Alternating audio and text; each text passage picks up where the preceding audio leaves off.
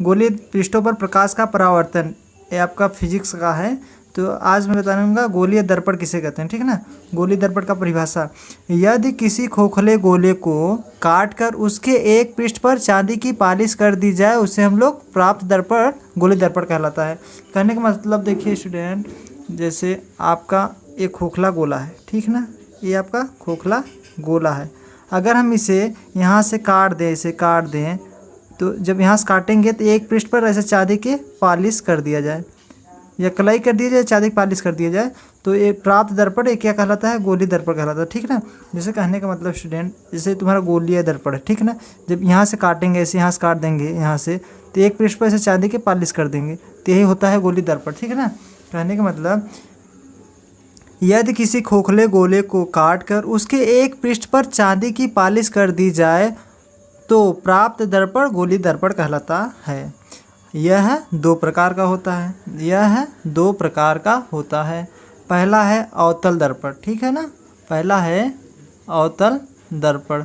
देखिए स्टूडेंट, अवतल दर्पण की परिभाषा क्या होगा, वह गोलीय दर्पण जिसका परावर्तक पृष्ठ अंदर की ओर दबा होता है उसे हम लोग अवतल दर्पण कहते हैं। देखिए स्टूडेंट, फिगर ऐसे है ना, देखिए यहाँ से जो आपतित किरण है और परावर्तित किरण, देखिए अंदर को दबाया हुआ है ना। तो कहने का मतलब देखिए, इसमें आपका फिगर में क्या हो जाएगा, ये तुम्हारा जैसे फिगर है ऐसे, तो इसमें देखो ऐसे प्रेशर से दबाया हुआ है ना, ऐसे ऐसे आया है, ऐसे दबाया हुआ है, तो जो ऐसे बना हुआ है यहाँ दबा हुआ है, यही क्या कहलाता है, अवतल दर्पण। देखिए क्या होता है परिभाषा, वह गोलीय दर्पण जिसका परावर्तक पृष्ठ अंदर की ओर दबा होता है उसे हम लोग अवतल दर्पण कहते हैं। ये तुम्हारा देखो आपतित किरण है, ये परावर्तित किरण है, ये क्या, ये जो है परावर्तन पृष्ठ है, ठीक है ना, परावर्तन पृष्ठ, ये जो एक कलाई किया हुआ पृष्ठ या चांदी के पालिश भी बोल सकते हैं, ठीक है ना। अवतल दर्पण की परिभाषा समझ में आया। देखिए एक बार और, वह गोलीय दर्पण जिसका परावर्तक पृष्ठ अंदर की ओर दबा होता है उसे हम लोग अवतल दर्पण कहते हैं, ठीक है ना। इसका फिगर यही है, ऐसे बनेगा। अब अगला हेडिंग देखिए, उत्तल दर्पण किसे कहते हैं ना, उत्तल दर्पण की परिभाषा, वह गोलीय दर्पण जिसका परावर्तक पृष्ठ बाहर की ओर उभरा हुआ होता है। अब इसमें देखिए ये उभरा हुआ है ना, उभरा मतलब उठा हुआ है, वह गोलीय दर्पण जिसका परावर्तक पृष्ठ बाहर की ओर उभरा हुआ होता है, उभरा या उठा हुआ होता है, उत्तल दर्पण कहलाता है। देखिए ये जो है उभरा हुआ है ना, ये परावर्तक पृष्ठ है, आपतित किरण है, परावर्तित किरण, यहाँ से आ रही है, यहाँ से जा रही है ना, और एक कलाई किया हुआ पृष्ठ या चांदी की पालिश भी बोल सकते हैं। देखिए स्टूडेंट, मैंने परिभाषा क्या बताया है, गोलीय दर्पण किसे कहते हैं, फिर से देख लीजिए, रिवीजन करा दें। यदि किसी खोखले गोले को काटकर एक पृष्ठ पर चांदी की पालिश कर दिए जाए प्राप्त दर्पण गोलीय दर्पण कहलाता है। यह दो प्रकार का होता है, पहला है अवतल दर्पण, ठीक है ना। अवतल दर्पण किसे कहते हैं, वह गोलीय दर्पण जिसका परावर्तक पृष्ठ अंदर की ओर दबा होता है। देखिए यहाँ अंदर की ओर दबा हुआ है ना, अंदर की ओर दबा हुआ होता है उसे हम लोग अवतल दर्पण कहते हैं। ये फिगर है इसका। उत्तल दर्पण किसे कहते हैं, वह गोलीय दर्पण जिसका परावर्तक पृष्ठ उभरा हुआ होता है। देखिए यहाँ परावर्तक जो पृष्ठ है उभरा हुआ है ना, उठा हुआ है, उभरा हुआ होता है, उसे हम लोग उत्तल दर्पण कहते हैं। अब देखिए अगला हेडिंग है आपका स्टूडेंट, गोलीय दर्पण से संबंधित परिभाषाएं, गोलीय दर्पण से संबंधित परिभाषाएं। देखिए स्टूडेंट, अगला हेडिंग है गोलीय दर्पण से संबंधित परिभाषाएं।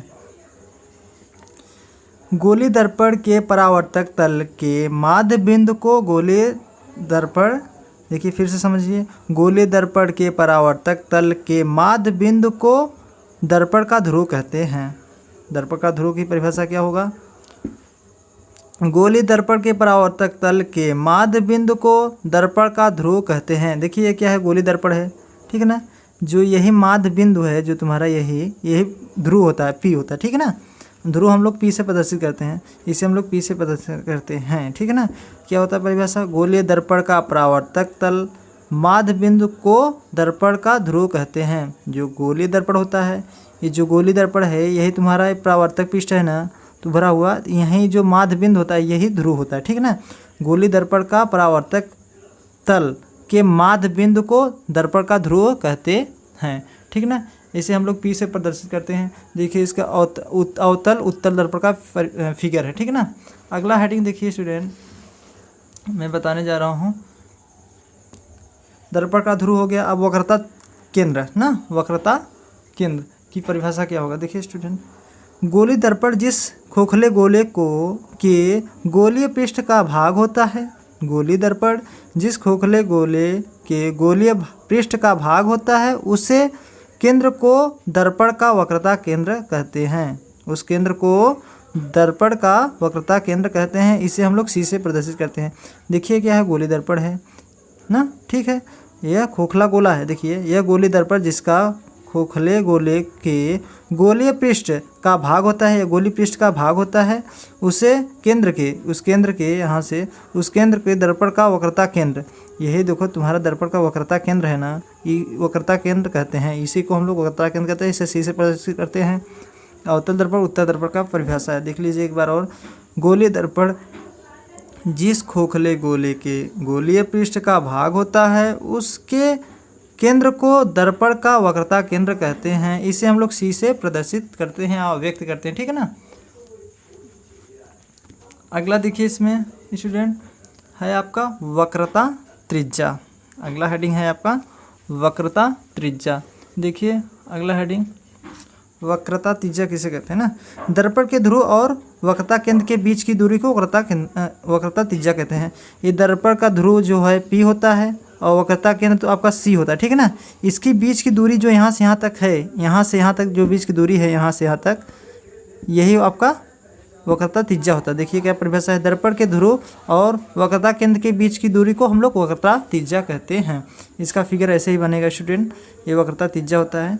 एक बार और देख लीजिए, दर्पण के ध्रुव और वक्रता केंद्र के बीच की दूरी को वक्रता त्रिज्या कहते हैं।